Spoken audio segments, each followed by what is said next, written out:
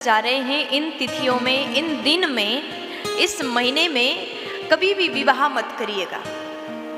आप विवाह करने जा रहे हैं, आपके बच्चे का विवाह हो रहा है, आपकी बेटी का विवाह हो रहा है, आपके बेटे का विवाह हो रहा है, तो इन जो विशेष तिथि, दिन, नक्षत्र है, इन तिथि में, इन दिन में भूल करके भी विवाह मत करिएगा। अगर आप ऐसा करते हैं तो इसका बहुत बड़ा दुष्परिणाम आपको भोगने को मिलेगा। इसलिए आप लोग ध्यान से सुनिएगा, कौन से महीने में विवाह नहीं करना चाहिए, कौन से दिन में विवाह नहीं करना चाहिए। आपके बच्चों का विवाह है तो विवाह जन्म के महीना में कभी नहीं करना चाहिए। अब यहाँ पर आप ये मत मानिएगा कि जनवरी, फरवरी, मार्च, अप्रैल इसको छोड़ दीजिए, ये तो इंग्लिश डेट हो गया। आजकल हम लोग इस डेट पर चलने लगे, लेकिन हमारे सनातन में, हिंदू धर्म में बैसाख, जेठ, आषाढ़, श्रावण, भादौ इन सब को माना जाता है। जन्म का महीना, यानी अगर आपका जन्म आश्विन में हुआ है तो आप आश्विन में विवाह नहीं कर सकते।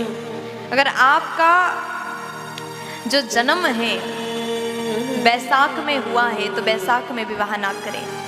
जन्म के दिन में विवाह नहीं करना चाहिए। रविवार, सोमवार, मंगलवार, कोई भी दिन में आपका जन्म हुआ हो, जन्म के दिन में भी विवाह नहीं करना चाहिए। फिर उसके बाद में कहा जन्म के नक्षत्र में भी विवाह नहीं करना चाहिए।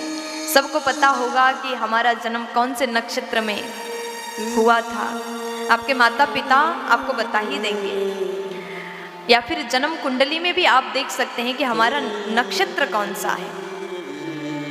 तो जन्म के नक्षत्र में भी विवाह नहीं करना चाहिए। और फिर कहा गया कि जेठ के महीने में विवाह नहीं करना चाहिए।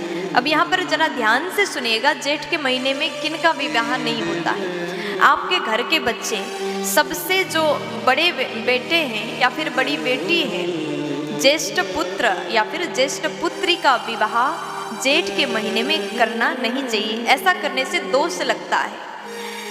अगर आपके बच्चों का विवाह बहुत सालों से टल रहा है, कैसे करके विवाह का योग बना, और सबसे बड़े हैं, ज्येष्ठ बच्चे हैं और जेठ में ही विवाह निकल रहा है, तो ऐसे परिस्थिति में क्या करना चाहिए। कई लोगों के मन में संदेह होगा, ऐसा परिस्थिति भी आपके सामने आया होगा, तो ऐसे अवस्था में हमको क्या करना चाहिए। चलिए इसका भी समाधान हम आपको बताएंगे।